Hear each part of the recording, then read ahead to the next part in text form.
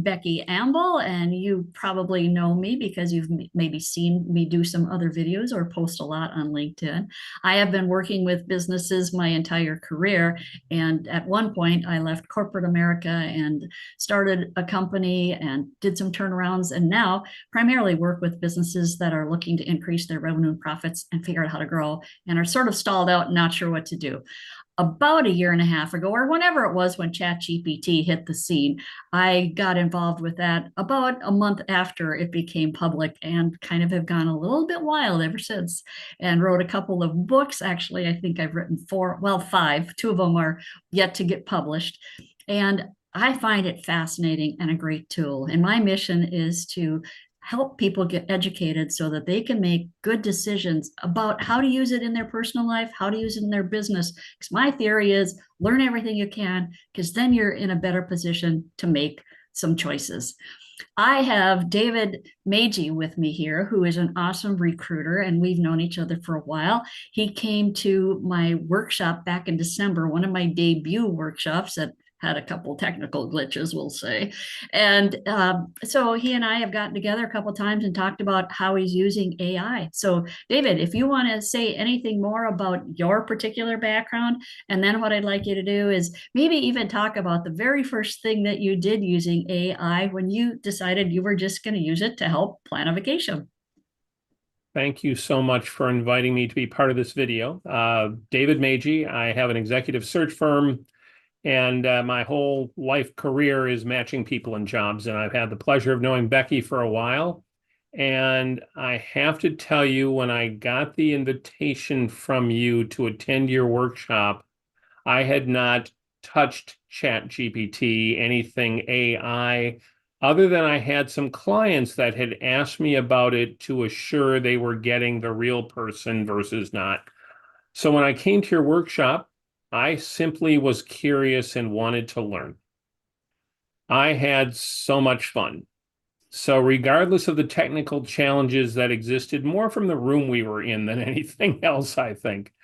But I opened up a ChatGPT account. And that was probably the first thing I did. And then I went home and my wife and I decided to start playing with ChatGPT. Now, again, other than what you taught us in the workshop and some basic putting in inquiries and helping, narrow things down, I had no idea. My wife and I, and it just so happens not this weekend, but the following weekend, we are going on the vacation you referenced. And it's a family vacation. We have rented a cabin in Clear Lake, Iowa, and we are going with our kids and our grandkids. So I decided, without knowing anything about ChatGPT, to start asking it questions about Clear Lake, Iowa, what you would do there in July, what is about this town. There's some famous ballroom there, which is the reason for the song The Day the Music Died, which is American Pie. All sorts of interesting things. And I simply asked ChatGPT to tell me what it could. And it gave me all sorts of fun ideas. So I took it further. We are going with our adult children and our grandchildren. And for my adult children, I asked ChatGPT to write a poem for me in the style of Dr. Seuss about what we would be doing in Clear Lake, Iowa in the middle of July as a family. Oh my God, it was fun. The result was about a page worth of Dr. Seuss prose, very much in the style of all the Dr. Seuss books that Becky, you and I probably remember, and I still have. It got me using ChatGPT beyond just the fun of it, but starting to experiment with it. That was such a fun story that you shared with me because it sounded like both you and your wife were just like kids with a new toy. And that's what I love hearing because that's the way it can be. And then it's even more fun and engaging to experiment with it.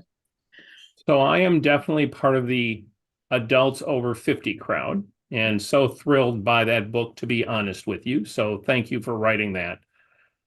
I had no idea how to play with it. And I still remember when the internet was relatively new and you would start doing queries on the internet and an hour would go by and you had no idea where that hour went because you were having so much fun.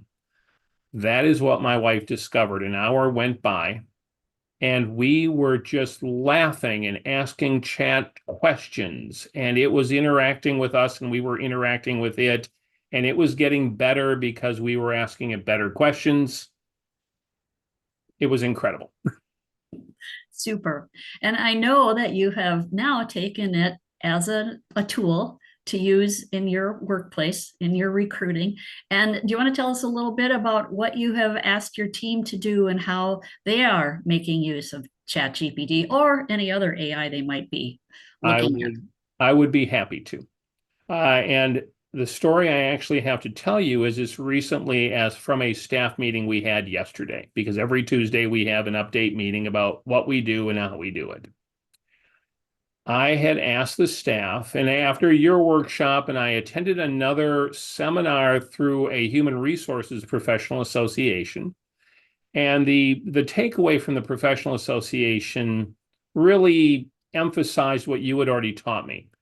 Get on it, start playing with it, start experimenting with it. You will learn, it will learn, you will get better together. So I told my staff, I am, basically paying you to play with ChatGPT.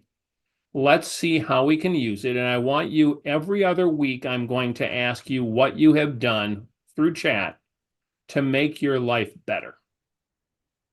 What we do as an executive search firm is help find senior leaders for organizations. And yesterday, the 4 people on our sourcing and research team were all able to give examples of company lists and additional research they were able to do through chat rather than some of our more traditional methods.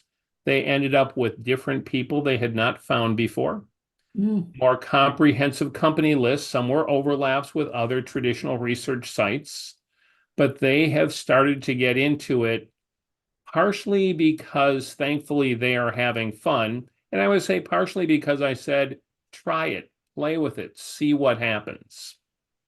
And in all honesty, all 4 of them were just smiling when they were talking about what they discovered using a new tool to make them more efficient. That's terrific. So they were more efficient. They got, sounds like, some new information, and they did it more quickly.